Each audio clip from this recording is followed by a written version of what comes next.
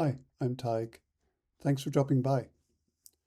Today we're going to be looking at an Apex feature called recent purchases. I would describe recent purchases as the happy marriage between my orders and a favorites list. So let's take a closer look. In front of you here, this is an Apex demo store, and it is specifically focused on food and beverage. We're currently on the home page and we are logged in. And what we are going to do is go straight to the recent purchases page. Okay, so this is recent purchases. What you're seeing in front of you is a list of products that this company account has ordered over a period of time.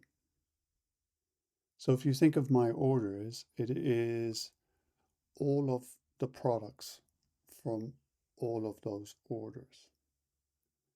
That period of time is configurable in the admin panel. If we browse down, we can see that the listing is in list mode. And the reason why we prefer list mode here is because you can actually get some more columns and some more data fields, things like pack size or discounting. If we move to the right hand side here, we'll see this column called recent. Now, it's quite common in the food industry, for example, if you're ordering products and you're ordering them regularly, you may have larger quantity sizes. Now, we actually show that here. So we can quickly see, for example, the sweet potatoes that we recently ordered a quantity of 3 and a quantity of 5. And because that quantity is actually, it could be considerably higher, it's actually a nice feature that you can click on that quantity and it will automatically add to cart. So you can see there, I've ordered that quantity of 5 again. It saves you a little bit of time rather than having to maybe type in the number that you need. The recent quantity could be exactly what you need. If we go back up to the top here on the left hand side, we can see some filtering. So we can filter by, for example, fresh fruit or fresh vegetables.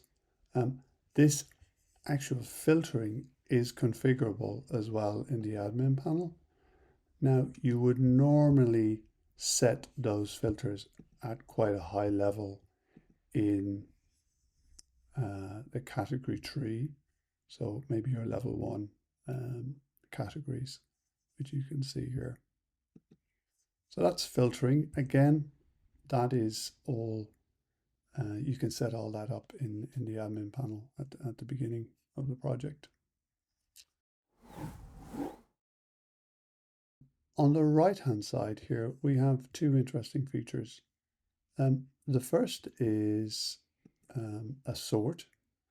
So the default, actually that's configurable as well, but you can see here is what you most recently ordered, but you may want to switch that to what you order most often.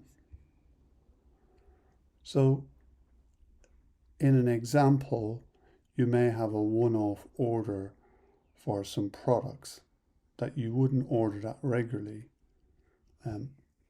Obviously, when you come into the page first, maybe you prefer to have ordered most often the default. You can also order by product name should you wish.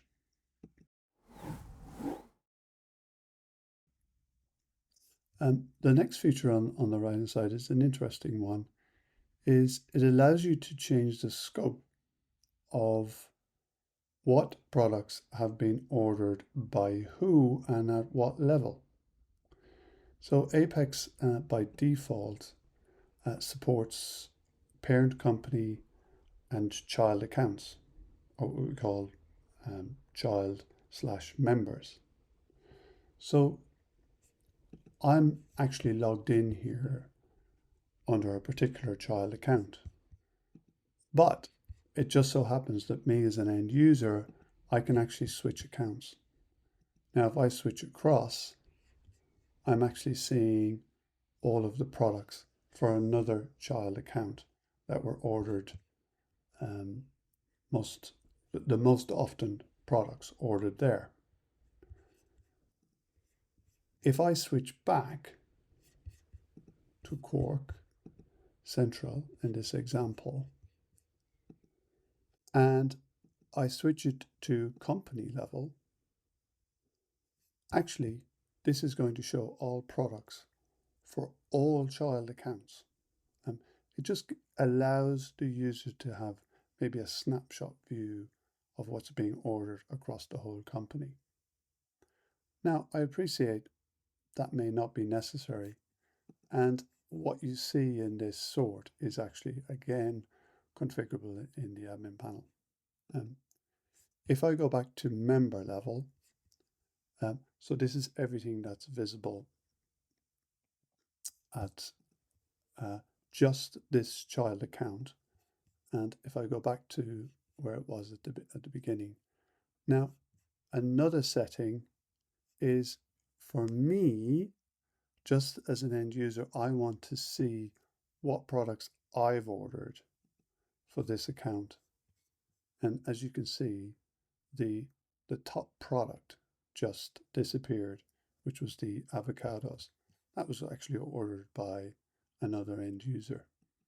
So it gives you quite a lot of flexibility there in terms of scope and what products you want to see at whatever level that may be. So that's recent purchases. We think it's a really useful feature. So rather than going to my favorites or going to my orders, this kind of brings everything together.